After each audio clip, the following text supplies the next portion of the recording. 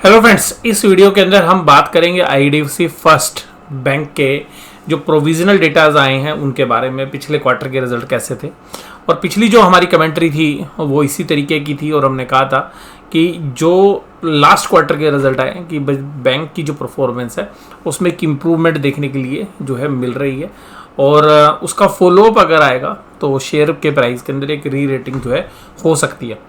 और उस समय पर शेयर का भाव था 44-45 रुपीज़ और हमने कहा था कि 42 रुपीज़ के आसपास अगर वो शेयर आता है तो एक अच्छी खासी बाइंग जो है हो सकती है। हालांकि शेयर प्राइस उसके नीचे भी गया और उसके बाद जो है पुल बैक करता हुआ आया। अभी किस तरीके का आउटलुक है, किस तरीके के प्रोविजनल डेटा थे जो इस हफ्ते पेश किए गए। बहुत सारे बैंकों ने तो देखिएगा प्रोविजनल डेटा दिया ही नहीं है। अगर दिग्गज बैंकों में बात करें तो अभी तक प्रोविजनल डेटा कोटक के, आईसीआई के, बैंक के और एक्सिस के भी उपलब्ध नहीं है। हालांकि छोटे बैंकों ने जो है उपलब्ध कराए हैं और एचडीएफसी बैंक और इंडसइंड बैंक जो है बड़े बैंकों के अंदर इनके डेटा भी उपलब्ध हैं। तो कुल मिलाकर आईडीएफसी फर्स्ट बैंक ने एग्रेसिवली जो है नंबर सबसे पहले जो है देने की कोशिश की और उसी के ऊपर हम चर्चा करते हैं। तो आज जो ग्रोथ आई है तो वो ग्रोथ आप समझते हैं दो तरीके से। पहली ग्रोथ है लोन ग्रोथ, यानी कि जो आप लोग एडवांस देते हैं, उधारी देते हैं। अब उधारी में भी वो पैसा जो मोर्गेज लेके लेते हैं, यानी कि कोई सामान गिरवी रखा और फिर आपने पैसे उधार दिए। दूसरा वैसा है जो लोन आपने नॉन फंडेड है, यानी कि आपके पास फंड आपने लिए नहीं, यानी कि कोई मोर्गेज लिया नहीं और आपने लोन दे दिया, यानी कि विदाउट सिक्योरिटी लोन दे दिया, यानी कि जिसको हम ये कह सकते हैं कि जिसमें सिक्योरिटी की मात्रा नहीं है, अनसिक्योर्ड लोन। तो इस तरीके के दो लोन जो है उनके अंदर ग्रोथ होती है। दूसरा है डिपॉजिट्स। तो डिपॉजिट में भी एक है बैंक एफडी या बाकी टर्म डिपॉजिट्स और एक है कासा डिपॉजिट, यानी करंट अकाउंट सेविंग डिपॉजिट। क्योंकि करंट अकाउंट सेविंग अकाउंट जितना होगा बैंक का उतना ही फायदा, क्योंकि इस अमाउंट पर या तो इंटरेस्ट देना ही नहीं पड़ता या जो सेविंग वाला पोर्शन है उस पर थोड़ा ही देना पड़ता है। हालांकि उसके बदले में कुछ सर्विसेज जो है बैंक की तरफ से दी जाती हैं। तो यहाँ पर जो फंडेड एसेट्स हैं, यानी कि जो बैंक ने लोन ग्रोथ दी है, आप डेटा परसेंटेज टर्म्स में समझिएगा, जो एब्सोल्यूट नंबर में कोई जो है आपको कोई रेलेवेंस नहीं मिलेगा। तो आपको जो समझ आनी है वो परसेंटेज टर्म्स में। तो क्वार्टर ऑन क्वार्टर फंडेड जो एसेट्स हैं वो 5.6% की ग्रोथ है और ईयर ऑन ईयर ग्रोथ है 24.8%। तो ये एक अच्छी ग्रोथ है। और कस्टमर्स के जो डिपॉजिट्स हैं, जो डिपॉजिट बढ़े हैं वो 10.8% बढ़े हैं क्वार्टर ऑन क्वार्टर और ईयर ऑन ईयर बढ़े 35.9। अब इनके बढ़ने के बावजूद भी इनको जो लोन था, जो ये बोरिंग्स नहीं ले रहे थे पिछले क्वार्टर में, ईयर ऑन ईयर इन्होंने कोई भी बोरिंग्स नहीं लिए, लगभग ना के बराबर है। लेकिन इस क्वार्टर में जून के मुकाबले में इस बार इन्होंने थोड़ी सी बोरिंग्स ली हैं क्योंकि लोन बांटने के लिए पैसा चाहिए था। तो जो लिक्विडिटी की शॉर्टेज थी वो इन्होंने बोरिंग्स ले लिया। यानी कि जो भी कासा डिपॉजिट में इंप्रूवमेंट होने के बावजूद भी, क्योंकि कासा भी इतना है नहीं जितनी बड़ी लोन बुक है, तो कासा जो है आपका बढ़ा कितना है, कासा आपका बढ़ा करंट अकाउंट सेविंग अकाउंट जो है 6000 करोड़। अब इसमें से कुछ पोर्शन एसएलआर पोर्टफोलियो में भी चला जाता है, तकरीबन 20 से 25% पैसा एसएलआर पोर्टफोलियो में चला जाता है। तो ये जो 6000 करोड़ बढ़ा है उसके सामने 8000 करोड़ की जो लोन बुक बढ़ी है और 8000 की जो करोड़ की लोन बुक बढ़ी है उसकी वजह से जो है कुछ पैसा आपने लोन से भी अरेंज किया है और कुछ लिक्विडिटी भी मैनेज करनी पड़ती है, क्योंकि जो पैसा आप एक्स्ट्रा रखते हो उसको कैश रिजर्व रेशियो में, यानी कि आरबीआई के पास भी रखना पड़ता है। तो 25 से 30% के बीच में आप मान सकते हैं मोटा मोटा बैंक अपने पास ही रखते हैं। तो इस वजह से थोड़ा सा लोन भी लेना पड़ा। तो यहाँ पर जो पोजीशंस हैं वो काफ़ी अच्छी है फंडेड एसेट्स में भी और आपकी कस्टमर डिपॉजिट में भी, इसके अलावा कासा डिपॉजिट भी। और जो लोन की मात्रा है वो ईयर ऑन ईयर काफ़ी बेहतरीन है और कासा डिपॉजिट जो है वो ईयर ऑन ईयर भी बहुत बढ़िया 37% की जो है ग्रोथ है। हालांकि जो रेट ऑफ इंटरेस्ट है इन्होंने कम भी कर दिए थे सेविंग अकाउंट पर उसके बावजूद भी एक अच्छी जो है ग्रोथ देखने के लिए मिल गया। अब बात आएगी कि असेट्स क्वालिटी जो है एक रिस्क रहता है, क्योंकि अगर हम पिछले क्वार्टर को छोड़ते हैं उससे पहले जितने भी कैपिटल फर्स्ट के साथ मर्जर के बाद के जितने क्वार्टर्स हैं, या अगर आप आईडीएफसी फर्स्ट बैंक जब इंडिविजुअली चलता था यानी कि आईडीएफसी बैंक होता था, उस स्थिति के बाद भी अगर हमें देखें तो जो इम्प्रूवमेंट है वो आई नहीं थी। और मैं ये भी बोलता था कि भाई मैनेजमेंट आती तो है, हर बार एक स्टोरी सुना के चली जाती है और फिर कुछ होता नहीं है। तो मतलब 5-6 क्वार्टर हमारे मतलब आप ही देखेंगे कि ऐसे ही चलेगा।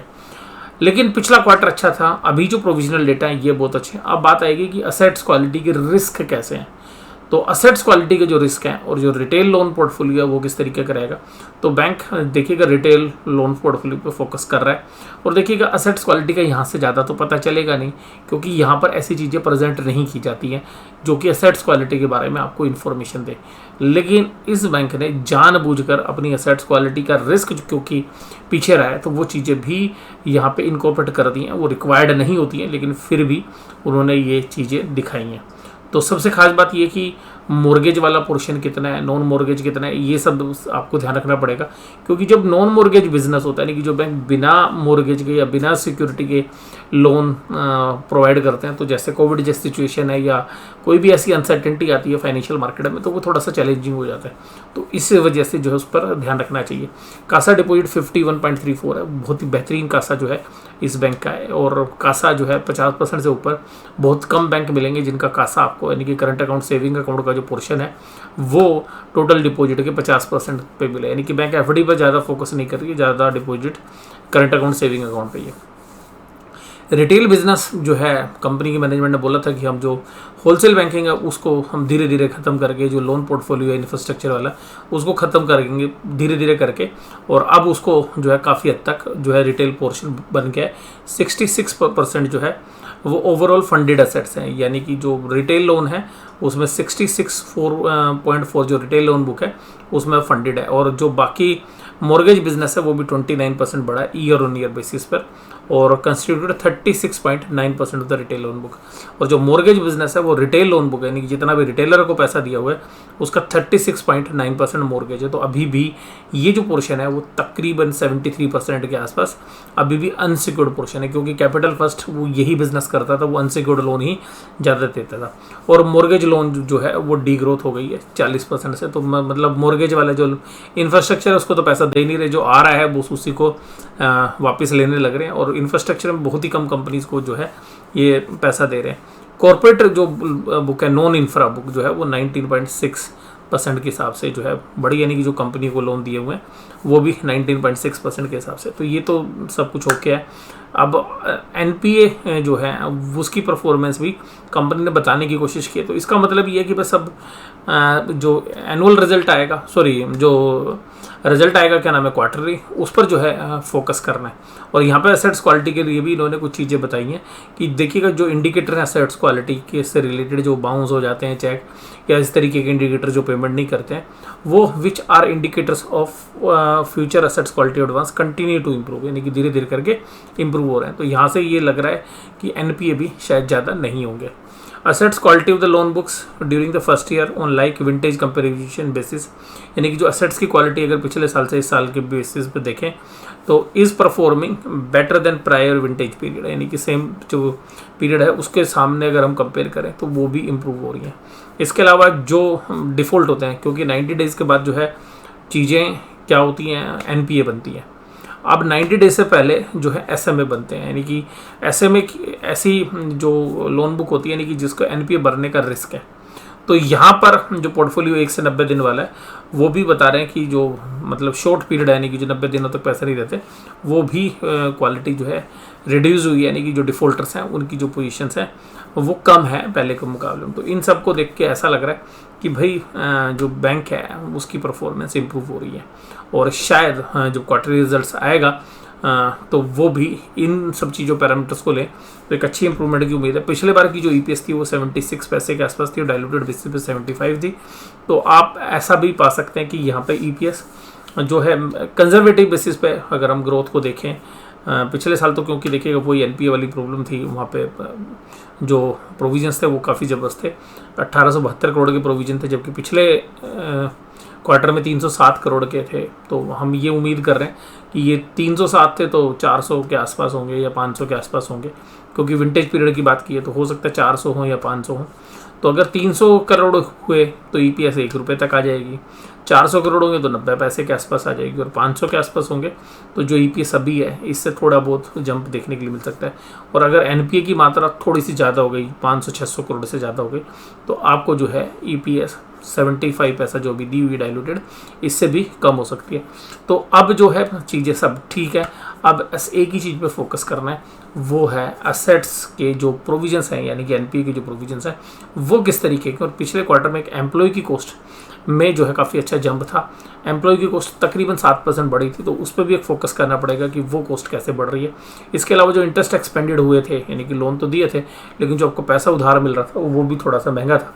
और यहाँ पे इस पीरियड में जो है क्योंकि थोड़ी सी बोरिंग्स भी की है तो इंटरेस्ट एक्सपेंडेड का पोर्शन भी थोड़ा सा बढ़ेगा।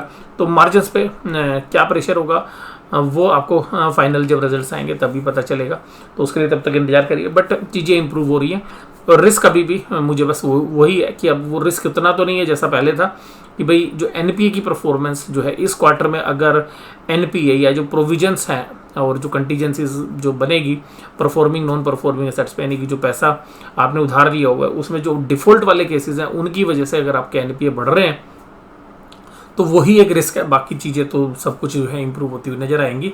और तो अभी तक जो पोजीशन हमें लग रही है वो काफ़ी सेटिस्फैक्ट्री है। और अगर एनपीए भी कम हो गए और ये जो प्रोविजंस कम हो गए तो फिर देखिएगा इस शेयर्स के अंदर शायद फिर डाउन साइड आपको ज़्यादा देखने के लिए ना मिले और फिर एक शेयर्स की री रेटिंग भी हो सकती है। और यहाँ पर अगर हम बात करें कि भाई बाकी बैंकों की परफॉर्मेंस कैसी थी, भाई ग्रोथ कैसी थी, तो वो भी जो है देखते हैं। तो यहाँ हमारे पास जो इन्फॉर्मेशन है वो कुछ बैंकों की है। अब यहाँ पे जो परफॉर्मेंस है हमारे पास वो है कोटक बैंक, सॉरी हमारे पास है इंडसइंड बैंक की। तो इंडसइंड बैंक ने देखिएगा 18% ईयर ग्रोथ की है और जो ग्रोथ हुई है डिपॉजिट्स के अंदर वो 15% है। तो एडवांसेस 18% है ईयर ऑन ईयर और डिपॉजिट 15%। और क्वार्टर ऑन क्वार्टर आप देखेंगे 5% का एडवांस में ग्रोथ हुआ, 4% का डिपॉजिट में। तो उसके मुकाबले में देखिएगा इंडसइंड बैंक के मुकाबले में तो काफ़ी अच्छा जो है परफॉर्मेंस रही है। वहीं पर अगर हम दूसरी ग्रोथ देखें यहाँ पे, तो ये जो डेटा है ये आपको डेटा मिल रही है इंडसइंड बैंक के बाद फेडरल बैंक के। तो अब ये जो फेडरल बैंक की अगर ग्रोथ देखें तो यहाँ पे जो कासा बढ़ा है ईयर इन ईयर 10% बढ़ा है, क्वार्टरली नंबर्स इन्होंने दिए नहीं है, और ग्रोस एडवांसेस 19% बढ़ा है। तो उसके मुकाबले में भी यहाँ पे नंबर्स काफ़ी अच्छे हैं। अगर हम एयू स्मॉल फाइनेंस बैंक की बात करें, अगर उसके हिसाब से अगर हम बात करें तो एयू स्मॉल फाइनेंस बैंक जो है इंडिया का एक फास्टेस्ट ग्रोइंग बैंक की श्रेणी में आता है। और अगर यहाँ पर भी अगर हम देखें तो डिपॉजिट्स में जो ग्रोथ हुई है ओवर द मार्च इन्होंने बताई, यानी कि 6 महीने की ग्रोथ बताई है 11% और क्वार्टर ऑन क्वार्टर 7% है। तो इनके नंबर्स काफ़ी इंप्रेसिव है, यानी कि डिपॉजिट्स अच्छे हैं इनके ग्रोथ, और gross advance quarter on quarter 6% है। तो इनके नंबर्स थोड़े से आपको अच्छे मिलेंगे देखने के लिए। बट ये शेयर्स के प्राइस में भी जिस दिन से नंबर आए हैं गिरावट शुरू है, और गिरावट इसीलिए हो रही है क्योंकि इस बैंक को जो पीई वैल्यूशंस मिलती है स्मॉल फाइनेंस बैंक को, वो एक हायर पीई वैल्यूशंस मिलती है। तो higher PE valuations high growth वाले बैंक्स को मिलती है, और वो ग्रोथ जो है जितनी उम्मीद कर रहा था बाजार, तो ए स्मॉल फाइनेंस बैंक में उतनी ग्रोथ जो है नहीं आई है। ये एक रीज़न हमें लगता है। अगर इस क्यों अगर हम वीकली चार्ट पे भी देखें तो जो रेजिस्टेंस है वो 70 रुपये के आसपास था और 62 रुपये पे पहला रेजिस्टेंस है। अगर हम देखें तो अगर अच्छे रिजल्ट आते हैं तो 62 रुपीज़ पहला रेजिस्टेंस है और दूसरा रेजिस्टेंस है जो है 70 रुपये के आसपास बनता है। और 70 रुपये को फिर अगर शेयर ऊपर जाता है तो ब्रेकआउट है, और नीचे की तरफ अगर हम देखें तो जो सपोर्ट बनती है वो 42 रुपये के आसपास बनती है। अगर बाजार 42 रुपये के आसपास अगर ये शेयर मिलता है क्योंकि इंटरनेशनल जैसा मूड माहौल है, तो मुझे लगता है कि 42 रुपीज़ जो है एक अच्छी बाइंग अपॉर्चुनिटी जो है हो सकती है शेयर्स के अंदर। और 42 रुपये का भाव बहुत ही बढ़ गया, और 42 के नीचे जितना भी आपको मिल जाए तो वो आपकी मार्जिन ऑफ सेफ्टी। अब बहुत सारे लोग कहेंगे सर 42 रुपये तो आएगा ही नहीं। देखिएगा शेयर बाजार है, कुछ भी हो सकता है। यहाँ पे दोनों चीज़ें जो है रास्ते खुले होते हैं, और जिनको लगता है भाई नहीं आएगा तो उनके लिए तो SIP मोड है ही ना। तो ये वीडियो आपको कैसी लगी जरूर से ज़रूर मुझे बताइएगा। मैं आपका ज़्यादा समय नहीं लेता हूँ, लेकिन ज़्यादातर चीज़ें जो है मैं आपके साथ कम समय में बताने की कोशिश करता हूँ। तो वीडियो के कंटेंट अगर आपको अच्छे लगते हैं तो वीडियो को लाइक करिएगा। अगर चैनल सब्सक्राइब नहीं किया तो ये चैनल भी सब्सक्राइब करो। और इसी तरीके से जो है दूसरी वीडियोज़ भी जो है हमारे चैनल पर आपको मिलती रहेंगी। तो चैनल के साथ जुड़े रहिएगा। वीडियो देखने के लिए धन्यवाद। Thank you very much.